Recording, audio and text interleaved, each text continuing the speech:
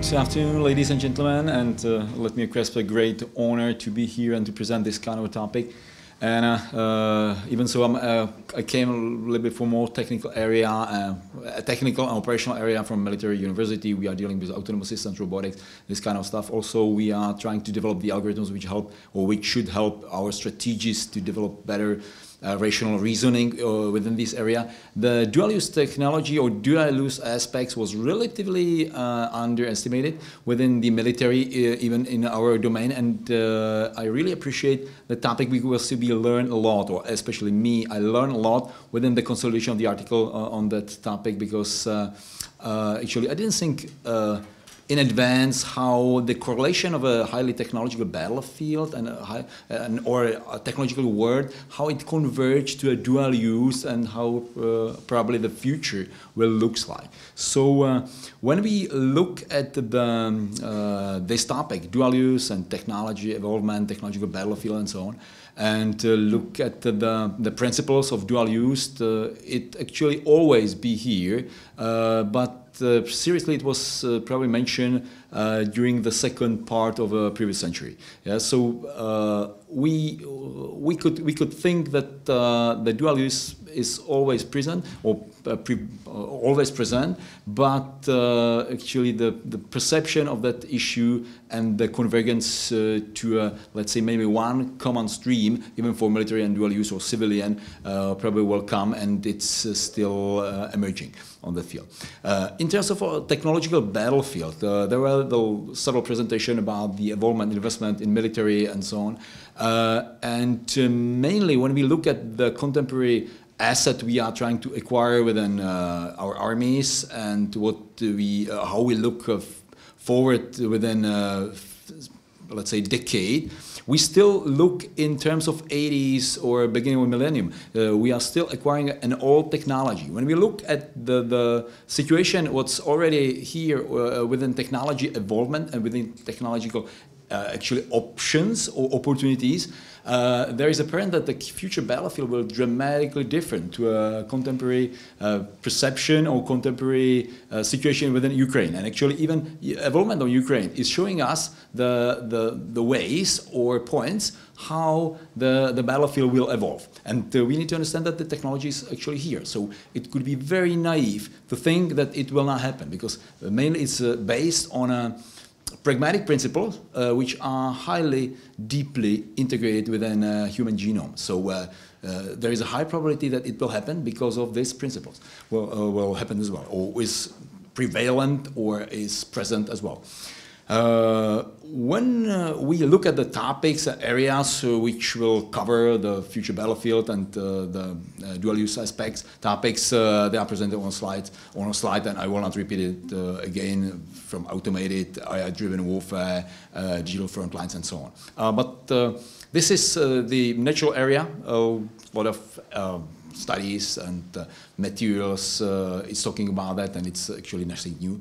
And there was written a lot about that. Unfortunately, much less was done on that field. And when we take into account that the speed of evolvement, especially in the area of our opponents, is moving dramatically, we still have a gap on that field. Okay, when we get back to a dual use and some experiences with the dual use, how the military technology helps to a civilian and vice versa, we could track a lot of actually positive cases in history, and some of them are listed on a slide. And also, when we look at the military history, which is full of some kind of improvement and revolution, breakthroughs, the line or curve of evolvement within the military is not fluent, let's say, or continuous. Yeah? It looks like stairs or a saw. Instead of the civilian evolvement is much more fluent, and at the last 20, 30 years, it's actually continuous and looks like exponential curve on that within that area. Just to cover the differences between the evolvement, because military are usually very conservative based on a little bit different principles, but there is a lot of common within civil area, but the certain principles are different which divert the military from the fluent evolvement. But maybe it will change in the future, especially in the convergence into the dual use principles or dual use actually line, which will melt together.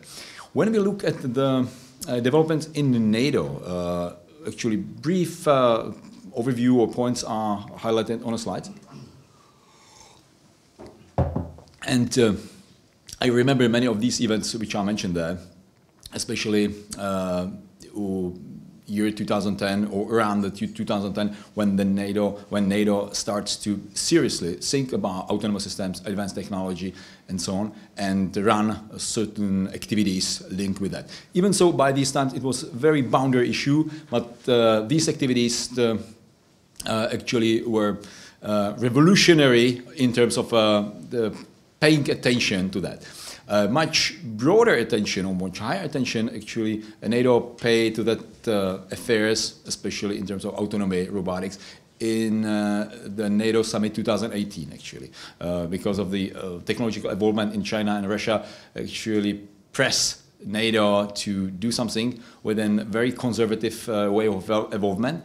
And it was kind of a breakthrough when the NATO actually adapt the principles based on artificial intelligence, deep technological involvement, and integration of let's say, data science and these kind of highly technological principles in involvement and also in decision making. But the adapting the principle on a paper, it's different to do something on that, or in reality. So situation really differs, usually contrary to vision and to a real situation within the state. As NATO say that it's always been at the forefront of leveraging advanced technology. Yes, that's true, but it really differs country by country. In 2023, NATO identifies within NATO STO, Science and Technology Organization, certain areas of involvement which will be critical for future battlefield. They call it EDTs, emerging and disruptive technologies. When we look at the areas concerning these EDTs also on US, EDA, US and China, and we integrate them, they are relatively similar. Even so there are some differences, but they are relatively similar, or majority of them are similar. So in integration of them, I put all of them, or the summary of them in the article, and I try to describe them and think how the involvement within each part of this technology, these technological areas could actually play a certain role and certain benefits within the dual use aspects and also military involvement. When we look at the aspects of military advanced technology within future warfare, they will change a lot of things, as I mentioned before. One of the main portion, probably what we could see, will undergo the command and control. Perception of command and control by today comes actually philosophically from a Second World War. It's based on planning to the depths and staff level, actual involvement and maintenance, the organization structure. What we know from more than 100 years old actual history. Based on the options and opportunities what the new technology offers, we need to rethink this approach. And when we look at the several projects, many of them, actually one of them was run by DARPA in 15 years ago. We need to rethink the parallelism in way of philosophy in the planning and managing of the operation. It means that if we want to succeed in a future environment, we need to completely replan our approaches in terms of management of a mission and other processes. So this is a fundamental issue which goes through the armies, and it's apparent now. Even so, we know that we are still a little bit behind that in conceptually and evolvement within armies. So this is a fact which is already known, but it takes some time to implement it. Also, when we understand the other key aspects of reaction time, what limits the human on the battlefield, and contemporary technology which could offer or outperform this reaction time dramatically, and actually the scissors on that field will open much widely when the time goes. We could see that the human involvement on the battlefield will also be undergo certain transition or transformation. Prediction from 80s actually talk about the motion or replacement of a human element on the battlefield by robotics stuff. Even the contemporary robotics demonstrators show its performance, but still many of them are not operational ready, and it prevents actually immediate implementation of this technology on the battlefield. But it could be very naive to think that it will not happen, because actually technology is ready in the laboratory, and it takes some time to put it in operation. And within contemporary evolvement, the things getting much faster than before. So previous predictions couldn't be actually, or could be much more optimistic than 1 decade before. There is additional areas which will play a decisive role with the military, and also the civilian sector could be inspired from them, as a C5 or STAR system, trust in advanced technology, and so on. I'm not going to cover them because we are a little bit behind the time. But we could see that in terms of philosophy and application of modern technologies, the civilian sector, especially the management of companies and processes, is getting closer and closer to military philosophy also. Even so, the effectors are different, but the management is getting closer and closer. So utilization of the latest technology will penetrate both of these sectors. And the last time, especially from when we look at the situation from 90s, actually when the doctrine stopped to pull the technology, and actually a situation gets opposite, we could see that the benefits from a technology in the military and in the civilian sector is in terms of a percentage about 50 to 50. So the military do not lost the track on the field, but seriously actually made a step behind, and give the chance or opportunities to the civilian technology, and start to think how to implement them. When we look at the military impacts on the human domains, because the technological battlefield technology by itself affects not only battlefield but also the human domains, the social, psychological, cognitive, and so on. We could see the high or serious step in kind of a virtualization of the human. So this technology imposes serious requirements also for human, and also even so they give us a lot of benefits, but still there is a lot of hurdles we need to overcome and probably integrate into the culture, or find a way how to deal with them, because the presence of our advanced technology is inevitable, and we need to find a way how to deal with it. So social impacts known from military for more than 2 decades, how the operator of UAVs are, let's say, disconnected from the effector, and also the virtualization of the human, loss of contact, and so on. So this is the factors which evolve dramatically and affects all these fields. When we mentioned, for instance, the environmental impact, what I found somewhere that it's highly different or it's on completely opposing side of a spectra concerning the military.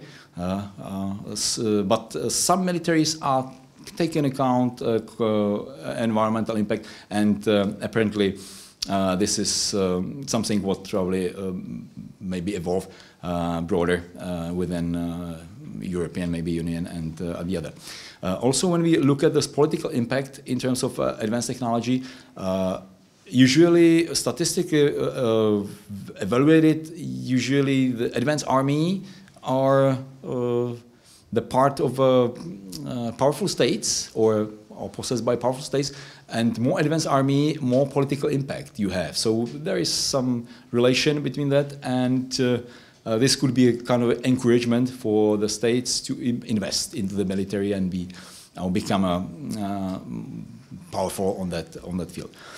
Also, I touch the ethical aspects and strategic implication in my chapter,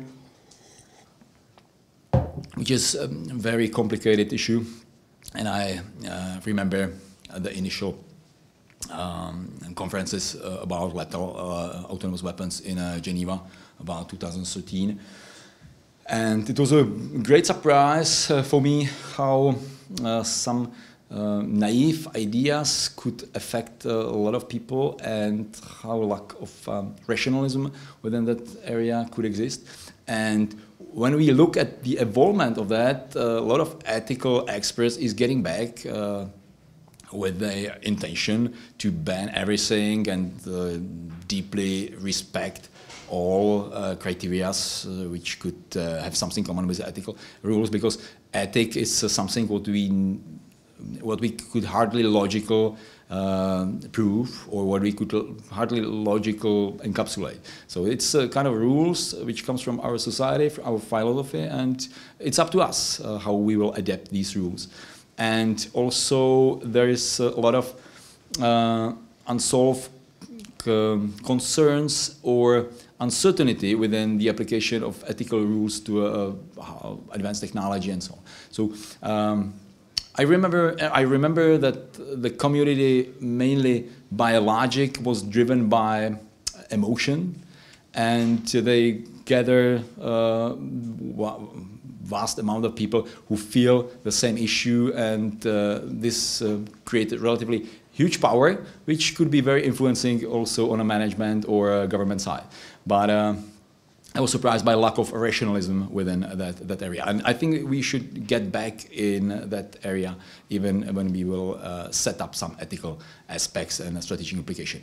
I just highlight several hurdles which could issue from these ethical aspects. They are on the slides.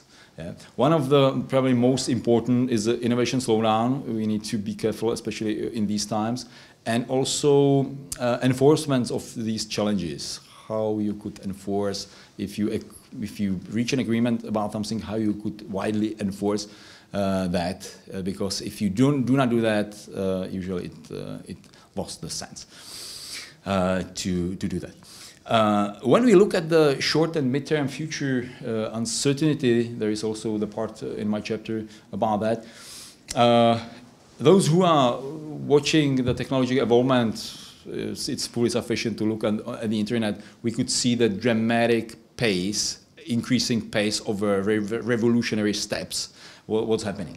When we look at the Ray Kurzweil prognosis, he's a very famous technological expert or genius from Google, and he predicts that, or his vision, or his proofs actually, is that when we want to build an intelligent machine which could compete to a human brain or outperform the human brain, we need three components. It's a memory, it's a computing power, and algorithms. In terms of computing power, we actually fulfill all the conditions necessary to outperform human brains or be compatible. And if you look at the graph, at these times we have supercomputers which compete with the human brain, let's say, efficiency or computing power equivalent. After 20 years, we will have a supercomputer which could fit into the one building, which will outperform all human brains in the years.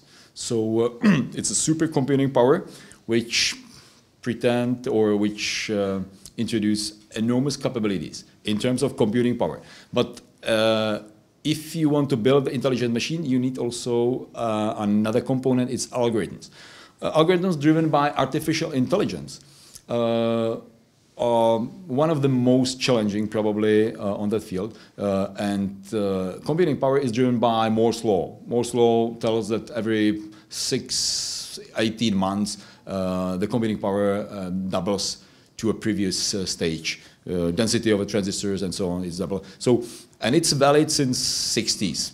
Very accurately. So we could rely that this will be valid also for next 20, 30, maybe 100 years. Even so, there is some prediction that maybe it will stop somewhere, but it's term of a technology how to maybe continue with that trend as well.